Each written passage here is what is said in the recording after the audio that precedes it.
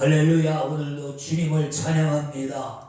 영원히 변치 아니하시는 우리 주님, 오늘도 함께 이 시간 역사해 주실 줄로 믿습니다. 오늘 스가랴서 8장 14절로 19절 말씀, 그 핵심 구절이 16절 17절입니다. 특별히 16절의 첫 구절, 너희가 행할 일은 이러하니라. 그렇습니다. 너희의 행할 일. 근데 이거 영어 원문에 보면 이제 Here's your part라고 해서 천천히 Here is your part. 이것이 너희의 역할이다. 그런 말이에요. 그러니까 파트란 말은 뭐 부분이기도 하지만 여기서 역할로 씁니다. 그러니까 이것이 바로 너희가 하나님의 백성으로서의 역할, 성도로서의 역할이다. 뭐예요? 그러면서 네 가지를 말씀하죠. 너 진실을 말해라. 진실한 재판을 해라. 너희가 이웃과 더불어 화평하라. 그리고 거짓 맹세, 거짓말을 하지 말아라. 이것이 너희 성도가 해야 될, 하나님의 백성 이스라엘이 해야 될 역할이다.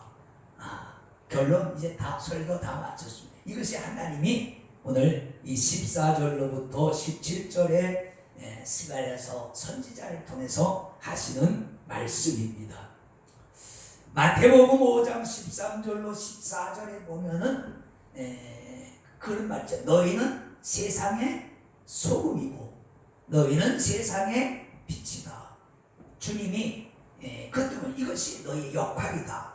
우리 성도는 세상에서의 소금의 역할을 해야 된다는 거예요. 빛의 역할을 해야 된다는 겁니다. 그 소금이 뭡니까? 부패를 방지하는 것이죠. 썩어져가는 세상 속에서 성도들이 있음으로써 세상이 더 이상 썩지 않게 하는 것.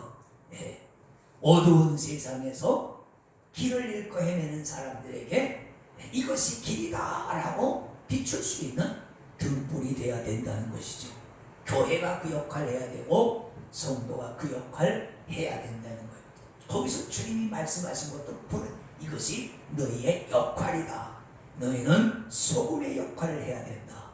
너희는 등불의 역할을 해야 된다. 라는 말씀입니다. 그러니까 교회의 역할이 얼마나 중요한가 라는 말씀을 하는 것입니다. 주님이 말씀하셨듯이 오늘 스가랴서 14절에 하나님께서 그렇게 말씀하시죠. 너희가 옛날에 내게 범죄함으로 내가 너희에게 재앙을 내렸었다. 그 재앙이 뭐요? 70년 동안 바벨론에 이방인의 포로가 되어가서 실컷 종살이 하다가 못 돌아온 거예요. 그래서 내가 너희에게 재앙을 내렸으나 이제 내가 그 마음을 돌이켜서 너희에게 은혜를 베풀려고 한다. 근데 다만 전제 조건이 있다. 내가 너희에게 다시 은혜를 베풀려고 마음을 돌이켰는데 전제 조건이 있어. 그게 뭐야? 바로 이거야. 너희 역할을 감당해라. 그러면서 오늘 네 가지를 이스라엘 백성들에게 주시는 것입니다. 이것은 이스라엘 백성들에게 그 당시는 했지만 오늘날에는 우리 교회와 성도들에게 하시는 말씀이신 줄로 믿습니다. 그래서 16절 상반절에 보면 너희가 행할 일은 이러하니라. 너희는 각기 이웃과 더불어 진실을 말하며. 그렇습니다. 진실을 말하라. 진실이 뭐예요? 진실은 거짓이 없는 사실이에요. 진실이란 뭐냐? 이꼬로 거짓이 없는 사실. 사실은 또 뭐냐? 사실은 실제로 있었던 일이에요. 그러니까 진실이란 말은 꾸며낸 말이 아니고 소설이 아니라고 말해요. 소설이나 드라마가 아니고 실제로 있었던 일. 그래서 옳은 것은 옳다 하고 아닌 것은 아니라 하라. 그런 말씀이죠. 그러니까 너희는 서로 진실을 말하라. 왜? 그 당시나 지금이나 세상에 온갖 거짓으로 도배되어 있잖아요. 사람들은 눈만 뜨면 우리가 걱정하는 게 뭐예요? 요즘도 사기, 전세 사기, 월세 사기, 그 다음에 요즘은 노인네들 그 뭐라 그래, 폰으로 보이스 피싱. 요즘은 전화를 들고도 전화가 와도 마음대로 받지도 못하잖아요. 왜? 어떤 건 전화를 받으면 돈이 빠져나가고, 어떤 건 버튼 하나 누르면 통장이 털리고, 그러니 아는 사람이 아니면 이제 전화도 못 받는 세상이야. 야, 여러분 생각해 보세요. 무서운 세상 아니에요? 문자도 마음대로 못 받고, 버튼 하나 잘못 누르면 재산이 날라가. 그러니 이게 얼마나 무서운 세상입니까? 근데 이것이 한두 건이 아니라 그냥 전 세계의 사기꾼들이 그 기계가 좋으니까 틀어놓고 아주 득실 하는 거야. 어쩌다 죄송합니다. 어쩌다 한 놈 걸려라, 뭐 그런 거죠. 근데 그 사람들 입장에서는 한 달에 한 건만 걸려도 장사가 돼요. 왜? 최소한 수백만 원이, 수십만 원, 수백만 원, 수천만 원까지 털린다니까 한 달에 한 건만 걸려도 되지 않겠어요? 일명 진실을 말하라. 근데 여러분, 진실 중에 진실은 뭐예요? 복음이 진실이거든요. 복음이 진실입니다. 복음은 사실이에요. 복음은 진실한 말, 진리란 말은 참이란 말이죠. 복음은 실제로 있었던 일이에요. 예수 그리스도가 2000년 전에 이 땅에 오셔서 우리를 죄에서 구원하시려고 실제로 있었던 그 사건이 복음이고 예수님이란 말이죠. 그러니까 복음이야말로 진실 중에 진실이고 사실 중에 사실이란 말. 근데 아직도 성경을 사실대로 못 믿는 불쌍한 영혼들이 있다는 사실은 중요한. 소위 목사들이라고 하는 사람들 중에서도 성경은 그 꾸며낸 얘기라고, 전설, 창세기는 다 전설 내려온 거고, 이것 빼고 기적은 또 빼고, 성경에서 기적 빼고 능력 빼고 이런 거 빼면은 남는 게 없죠, 그죠? 그러니까 그런 걸 못 믿어. 왜? 자기가 못하니까 하나님도 못하는 줄 알아. 우리의 약점이 뭐예요? 내가 못하니까 다른 사람도 못하고 하나님도 못할 것이다. 그렇잖아요, 그죠? 그러니까 사람은 자기 한계를 가지고 있어요. 그래서 불신앙이 생기는 거예요. 내가 못하니까 그걸 어떻게 할 수 있어? 나는 안 되는데. 그러니까 하나님도 못하는 거야. 이렇게 한다.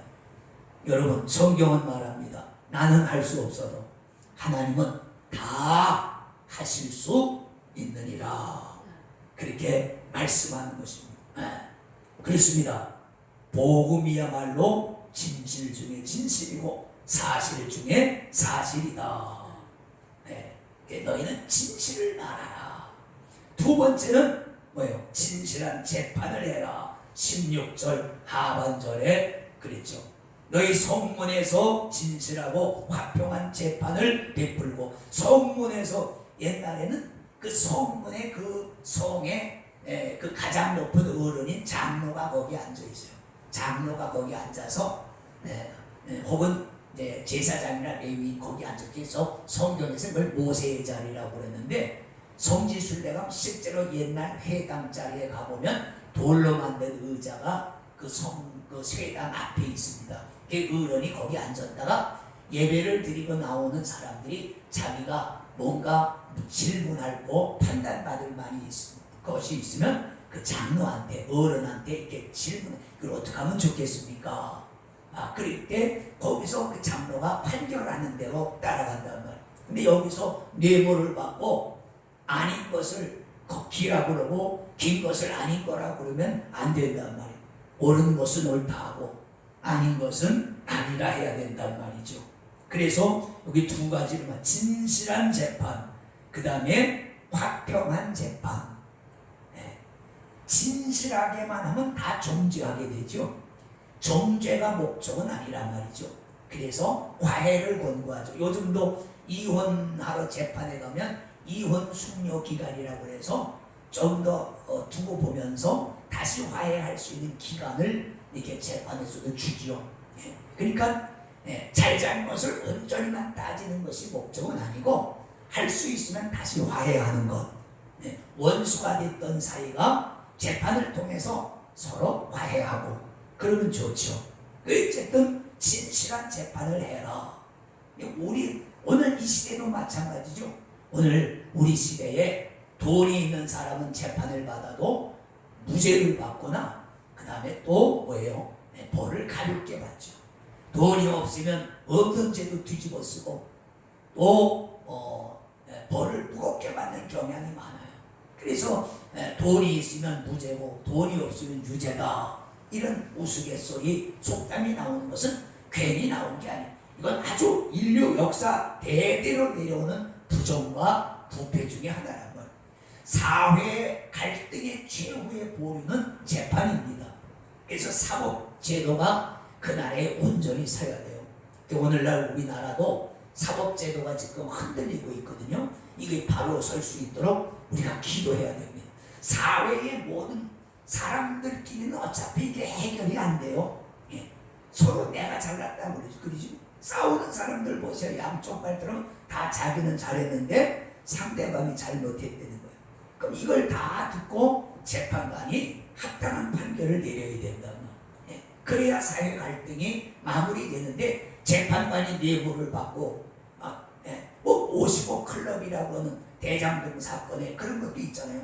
그게 뭐예요? 대법관이 50억을 받고 그 사건을 이상하게 이렇게 조작하는 거기에 가담이 돼가지고 참 부끄러운 일이 그것을 조사하는 사람도 또 거기에 연루되고 이건 사회가 아주 타락했다고 하는 증거예요. 우리 사회가 타락할 대로 타락했다면 마지막에 사람들이 싸우다가 올 잘잘못을 가리기 위해서 재판관한테 가는데 그 재판관이 더 썩어서 사회가 어떻게 되겠어요? 맨날 싸우고 불신하게 되죠. 그래서 이 땅에 사법정의가 이루어질 수 있기 위해서 기도해야 됩니다. 세 번째는 그 다음에 서로 해하기를 도모하지 말라. 17절에 심중에 마음속에 서로 해하기를 도모하지 말라. 내가 어떻게 하든지 저 사람을 해쳐가지고 저 사람 입에 있는 것을 뺏어 먹으리라 하는 이런 생각. 사기 사건, 도적질 사건, 강도 사건, 아까도 말했지만 뭐 전화로 사기하는 거 이게 다 그런 거 아니겠어요? 자기가 열심히 일해서 노력해서 먹고 살려고 하는 게 아니라 어떻게 하든지 남의 것을 그냥 뺏어서 잘 먹고 잘 살려고 하는 이런 아주 못된 강도 같은 신보. 이건 정말로 날강도와 같은 신보죠. 그렇습니다. 남을 해하려고 하는. 근데 그런 사람들이 사회에는 꽤 많아요. 지금 우리나라도 갈등이 굉장히 최고조에 이르는 그런 사회가 됐단 말이에요. 이거 다 정치를 잘못해서 그런 거예요. 대통령들이 잘못하고 정치인들이 잘못해서 그런. 국민이 무슨 죄가 있어요? 국민은 하려는 대로 하는 거죠. 그러니까 이 지역 갈등, 사회 갈등, 계층 갈등, 좌와 우의 갈등, 이게 빈부의 갈등, 이런 모든 것들을 잘 화합할 수 있는 그런 지도자들이 일어나기를 위해서 우리가 기도해야 된단 말이에요. 실제로 과거에 어떤 대통령은 사회 활동을 최고조로 끌어올렸던 그런 사람들도 누구라고 말하기는 그렇지만 그렇다면 그거 안 되는 거예요. 아주 못된 거예요. 그러면 안 돼요. 누가 대통령이 됐든 일단 대통령이 되면 모든 국민을 품을 수 있어야 되고 안을 수 있어야 돼요. 근데 지금 보면 그렇지 못하잖아요. 그러니까 마찬가지죠. 부끄럽죠. 목사들도 마찬가지. 목사가 되면 다 품을 수 있어야 되죠. 예수님은 다 품었단 말. 고아도 품고 과부도 품고 장녀도 품고 사람들이 꺼려하는 문둥병자도 품고 가난한 자들도 품고 범죄자들도 품고 그렇잖아요. 마지막 십자가에 돌아가실 때 십자가 강도가 회개할 때 네가 오늘 나와 함께 낙원에 있으리라 그랬지 않습니까? 다 주님은 품으신단 말이에요. 이게 굉장히 중요합니다. 그렇습니다. 마태복음 12장에 가보면 그런 말씀이 있죠. 너희가 서로 싸우면 둘 다 망한다. 그렇잖아요. 서로 미워하고 싸우면 둘 다 망한다. 그런 말씀. 그렇습니다. 민족이 싸우면 나라가 망합니다. 민족은 화합이 돼야 되죠. 교회가 그 역할을 해야 될 줄로 믿습니다. 요한복음 13장 34절에 가보면 주님이 그랬잖아요. 내가 너희에게 새 계명을 준다. 그렇죠. 내가 너희에게 새 계명을 준다. 근데 사실은 그것은 새 계명은 아니죠. 너희가 서로 사랑하라. 10계명도 따지고 보면 그 서로 사랑하라는 그 계명 안에 들어있는 거라. 내가 너희에게 새 계명을 주더니 너희는 서로 사랑하라. 주님이 우리에게 주신 계명. 오늘 스가랴서가 그랬잖아요. Here is your part. 이것이 너희의 역할이다. 뭡니까? 너희는 진실을 말해. 공정한 재판을 해. 그리고 상대를 해하려고 화목한 그 심중에 나쁜 마음을 받지 말고 서로 사랑해. 그런 말씀인 줄로 믿습니다. 그렇습니다. 거짓 맹세를 좋아하지 말라. 마지막 이 모든 일은 나의 미워하는 것이다. 거짓 맹세는 뭐예요? 거짓말이죠. 그렇습니다. 요한복음에 보면 거짓의 아비는 마귀다 그랬어요. 거짓말 많이 하는 사람은 그것도 마귀 역사야. 귀신 역사. 귀신의 영이 그 역사에서 왜 그런 사람들이 이상하게 거짓말 많이 하는 사람들이 실제로 보면 있어요. 왜 거짓말을 안 해야 될 것도 거짓말을 하는 거예요. 평상시에 얘기하는데 물론 사람이 거짓말을 안 하는 사람은 없죠. 소위 말하는 선의의 거짓말이라고 하는 것도 어쨌든 거짓말이지만 많이 우린 거짓말을 해요. 내 프라이드를 지키기 위해서, 나의 어떤 사생활 보호를 위해서, 상대방의 어떤 그 사생활을 보호하기 위해서 우리는 거짓말을 할 때가 있는데, 근데 그런 거 말고 괜히 자기 말이죠, 과대 포장하기 위해서 자기를 없이면서 있다 그러고 안 해고도 했다 그러고 막 이런 일들이 참 많단 말이에요. 근데 성경에 보면 그 마귀는 거짓의 아비다. 저는 처음부터 거짓말한 자요. 근데 처음부터 거짓말했던 말이 뭐예요? 창세기 3장에 가보면 그 뱀이 아담과 하와를 꼬일 때에 그러잖아요. 하나님이 진짜로 먹지 말라고 그랬냐? 그랬어. 아니야. 너희가 이걸 먹으면 죽는 게 아니라 눈이 밝아져서 너희가 오히려 하나님처럼 돼. 그래. 거짓말이죠. 근데 불행하게도 인류는 그 거짓말에 속아 넘어갔어. 마귀는 거짓의 아비예요. 그러니까 거짓말 많이 하고 잘하는 사람들은 사실은 회개하고 정말 특별한 기도해야 돼요. 아무 이익도 없는 거짓말 막 하면 안 된단 말이에요. 자, 말씀 요약합니다. 하나님께서 말씀하십니다. 너희가 옛날에 내게 범죄할 때 하나님의 백성으로서의 사명을 잃고 내게 범죄할 때 내가 너희를 징계해서 너희가 70년 동안 큰 고난을 당했다. 그런데 이제 내가 그 마음을 돌이키고 너희를 축복하려고 지금 성전도 다시 지으라고 그러고 예루살렘도 다시 지금 건축하라고 지금 막 하는 중에 있어. 그러니까 내가 너희를 축복할 테니까 너희는 이대로 해.